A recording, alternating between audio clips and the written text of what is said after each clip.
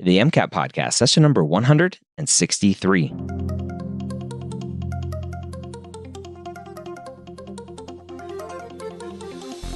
A collaboration between the medical school headquarters and Next Step Test Prep, the MCAT podcast is here to make sure you have the information you need to succeed on your MCAT test day. We all know that the MCAT is one of the biggest hurdles you'll face as a pre-med, and we're here to give you the motivation and information that you need to know to help get you the score you deserve so you can one day call yourself a physician. Welcome to the MCAT podcast. My name is Dr. Ryan Gray, and as always, I'm joined by Phil. I guess I can't say as always. As usual lately, I'm joined by Phil from Next Step Test Prep. If you are listening to this podcast for the first time, I encourage you to send me a message on Instagram or on Twitter or maybe in our Facebook Hangout group and let me know how you found this podcast to begin with, because we're 163 episodes in and you're just finding us, which is awesome.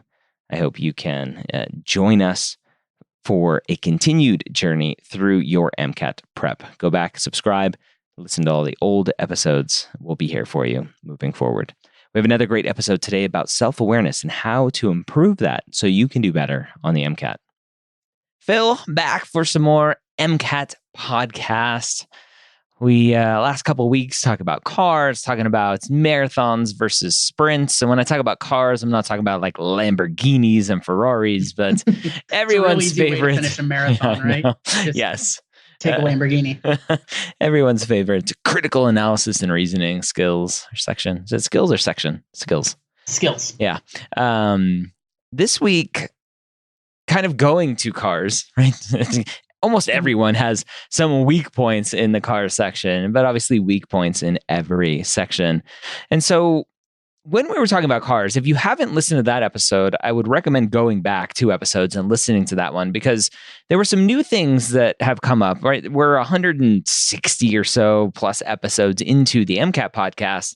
And there were some new things that we talked about that really haven't been brought up about how to review a test and how to potentially start preparing for the MCAT versus if you have a couple months to study versus not a lot of time to study with taking notes and everything else. And today I want to dive into finding those weak points, because I think in life in general, I've been repeating this a lot. There's a podcast that I listen to, and the guy on that podcast talks about self-awareness all of the time. And the more I hear him talk about it, the more I talk about it, the more I realize that it's the key to everything, right? If we are not self-aware, especially in this pre-med process, then we are in deep, deep trouble, right? If you think about a surgeon, who there's a whole podcast about Christopher Dunch, right? The neurosurgeon in Texas, who was not self-aware about his own faults and failures and whatever, or he was just a sociopath, potentially. And it led to the death of some people and lots of morbidity for other people. The self-awareness in this pre-med path, in being a physician, in being a medical student, in being a human being is so important to being successful in life. And I want to hear your thoughts from everything that you've seen working with students one-on-one with Next Step, working with students as the MCAT course office hours guy. What have you seen students struggle with in terms of being self-aware to identify those weak points? And what are you seeing students who are doing really well at identifying those weak points? How are they doing that? Yeah, this is a real meta analysis we're going to do here. Like talking about of an exam. Yep. But I think you hit on this. Like self-awareness is so important, and I think that's one of the things that I definitely have some faults, but I am a little bit strange in that I almost kind of crave like a little bit of discomfort, because that's when I feel like I'm growing. Yep. Right. When I feel like I'm in an area that this is not my strong suit. And that's when you learn the most. And we're in a society in general, where people don't like to say that they were wrong or say that they didn't know something. Or you don't even want to think about it, right? You tend to just kind of put your fingers in your ears and go focus on something that I'm good at, right? Yep. And just kind of not pay attention to those other things. And this maybe goes subconscious and carries over. Maybe not, maybe not. But it's really important to understand, where you're going wrong and how to get better. And that the best way to do that is through exams, through reviews, through doing questions. I like to use this analogy. Like if a patient comes into the clinic and says, I'm sick, you don't just give them a pill and then they're better, right? Like you have to figure out what's wrong with them. Are they diabetic? Is it a heroin overdose? Do they have a 2x4 sticking out of them? I was doing that doctor thing all wrong then. Yeah. I'm just giving pills. If they walk in, I'm a Pez dispenser. Yeah. And so it's kind of the same thing. I really like to use exams as analytic tools. And so there's obviously going through an exam, you develop some stamina and endurance, you have better understanding of the data analysis and how the questions go. But a big portion of that is to help you figure out what your strengths and weaknesses are. So many students go through the exams and they look at the question, did I get the question right? Great. I missed the question. What was the right answer? Why was it right? What were the wrong answers? Why were they wrong? Don't get me wrong. You do have to do that. Like that is something that is really important and integral to the process. But those self-aware students that are really trying to figure out how best to improve, they don't just ask like, what was the right answer? Why was it right? What was the wrong answer? Why was it wrong? They ask, why did I choose the wrong answer? Right? And this is something you can have like 3 different students that all missed the same question. And their scores are all identical, but what they need to do is different for every single one of them. And so if you have a student that, let's say there's a passage and it's an electrostatics passage and there's 3 students and they've all missed the same calculation questions. And so one of the students might just not have known the equations that they needed to use. One of the students might have known the equations, but not known which equation to use. Like, because they have them all memorized, but like this question was asking about voltage. I got like 8 equations with voltages in them. I didn't know which tool to grab from the toolbox. Yep. Or it could be a student that had the tools, knew which one to use, but then math errors. Right. Okay. Like problems with rounding or things like that. And so all 3 of these students got the same scores, but what these students need to be doing is different, right? The student that doesn't know their equations, they need to know their equations, right? Get some flashcards, kind of go through, make sure you've got those things memorized, like your kinematic equations. The student that knows their equations, but doesn't know when to apply them. And I got to be honest, this is the majority of the students that I come across. Students think that if they just memorize the equation, they'll be fine. Yep. You want to understand, when does this equation apply? When does that one apply? Because there's some weird things with like hydrostatics and hydraulics and fluid dynamics where it's like this rule set applies here, this rule set applies here, or electrostatics and magnetism.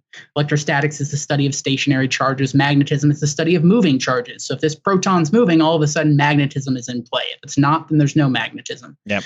And so knowing when to apply what thing is important. And so that student probably needs to do just a bunch of discrete questions. Forget the passages. Like they just need to see a bunch of questions and understand, how do I answer this question? How do I answer that question? How do I answer this question? And so they'll kind of get a better idea of what which equations are good for what sorts of questions. What are the rule sets for this equation? And the last student just needs to do like a math review. Right? Maybe they need to watch some videos on dealing with scientific notations and logarithms and things like that. And so all 3 of those students got the same score, but all 3 of those students, their homework is different. One needs to do flashcards, one needs to do practice questions, and one needs to watch videos on logarithms. You forgot about the 4th student. The 4th student is a student who gets the same score, but thinks that they are perfect, and it was the test writer's fault. Oh, that happens a lot, especially in cars. Yeah. We talked about cars 2 weeks ago, and cars is trying to test not what you know, but what the passage said. And so students bring in what they know and they're like, but this is right? I know this. And like, yeah, but that's not how you deal with cars. Yeah. But yeah, that's a really common thing where students kind of just aren't aware. And I would say 90% of students don't review like they should, this like really thorough asking why I missed this question. What's the lesson to be learned from this question? So whenever I'm working with a student, we're kind of going through, it takes a long time to go through an exam. Generally speaking, when a student takes an exam and then they review it, it should take longer to review the test than it takes to take the test. Yep. And it already takes forever to take the test. Yeah. And so students don't want to spend, 10, 12 hours reviewing. But you want to kind of do this big picture analysis. We talked about it before, but look at the passage and the questions as a whole and try to understand what stuff did they ask about and what stuff didn't they ask about. That way you can understand what the MCAT writers care about and what they don't care about. There's a lot of passages that, I say this often, that each passage is probably 80% fluff. There's stuff that you just don't need. And I'll read a sentence, I'm like, there's no way they're going to ask about this. Ebola is a deadly disease. More research needs to be done in this. It's ravaged parts of Africa. The MCAT's never going to ask, should we research Ebola? Is Ebola something we should study? Where is Ebola? They're not going to ask those questions. It's too. Yeah, so that whole paragraph is just fluff and could be deleted, and students would do better because they'd have more time. And so recognizing that this information is important and that information is not important is really tricky and comes from really thorough review. There are some things that students don't pay attention to just because it's not important in real life. If they say something like this protein's found in the pancreas but not the liver, that sends off huge alarm bells in my head, because this protein's probably not in a lot of organs, but they went out of their way to say it's not in the liver. And so they're setting me up for something. Right, that's going to be something that's part of a question. And a lot of students aren't going to pay much attention to that compared to Ebola is a deadly disease that ravages blah, blah, blah, because that's exciting and it's Ebola and it's interesting. But this protein is not found in the liver. That is testable. There's going to be a question on that. Yeah. So let's talk about the whole awareness of things and identifying those weak points. I know we've talked a ton about reviewing tests and you mentioned that reviewing a test should take longer than taking it. I know we've talked with Claire and Brian before that you should review about twice as long as you've taken it. So 1 day to take the test, 2 days to review it. And so when I hear students who are cranking through 7 exams in a week, I'm like, the whole what we talked about last week of setting those goals, you just got that dopamine hit because you're taking lots of tests, but it's just not super effective. But you're not improving. You're not improving. Exactly. So that happens all the time. As a student, I'm going on spring break this week. I'm going to take 5 exams. I'm like, well, you're not going to be any better at the end of the week. your butt might be flatter because you've been sitting for hours upon hours. But your test score won't be any better. So when it comes to those students who are getting the same scores, missing the same questions, getting the same questions right, but for all different reasons, is there a way? We've talked a bunch about how study groups are great for preparing for the MCAT, for studying. Is there a way that as a study group, you take a test and you go through a test together? Yeah, I think that is really big, especially talking through the passage. Because most of the time when students review, they end up just ignoring the passage. And so when I'm working with a student and we are late into the study and they're close to their test date, most of the time what we're doing is we're looking through passages. I'm like, all right, tell me about this. What did this mean? What does this thing mean? And they may have only missed one question in this passage, but there was some stuff there they didn't understand, and that should be setting up alarm bells. And so reviewing the passages is big, especially because, just through the process, if a student does this and they go and look at the passages and say, where do the questions come from? You're going to notice that in the sciences, they come from the figures a lot. In any given random passage, let's say that there's 6 questions, I'd say 4 of them are from the figures, 1 of them is from the passage, and 1 of them is a pseudo discrete that doesn't actually need the paragraphs at all. And so I've learned whenever I'm dealing with an exam, I'm paying way more attention to the passages or to the figures, the tables, charts, data, graphs. Those things are really high yield. And that only comes, just from constant kind of reviewing and looking at what did they ask about, especially on AAMC materials. But, obviously we emulate that as well at Next Step.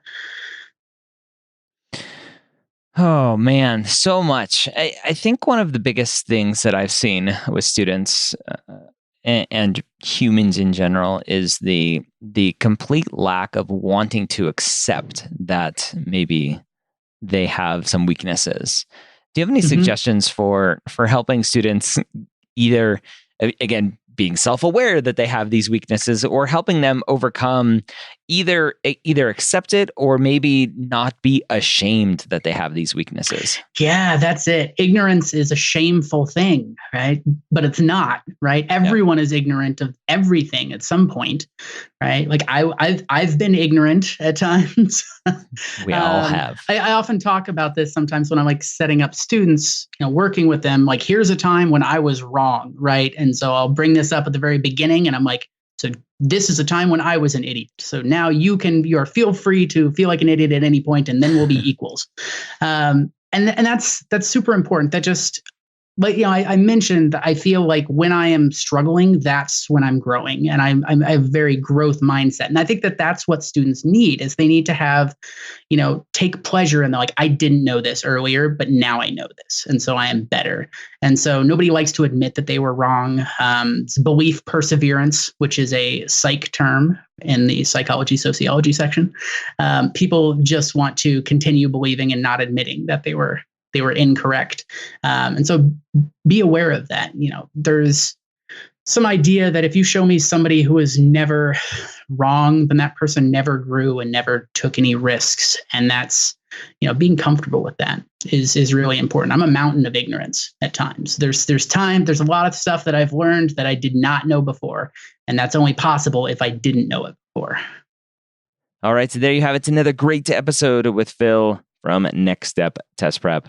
If you need some more in-depth help with your MCAT prep, Next Step Test Prep became known in the test prep world, in the MCAT world, because of their outstanding one-on-one MCAT tutors. Now, not everyone needs a tutor, but some of you will. Some of you are struggling. I've gotten messages lately from students who have taken the MCAT multiple times and still scoring in the low 480s. Maybe that is someone who needs a tutor to really help them figure out what's going on. If that's you, contact Next Step Test Prep today. Sign up for a free consultation. Figure out how they can best help you, and let them know you heard about them here on the podcast. Hope you have a great week. We'll see you next time here on the MCAT Podcast.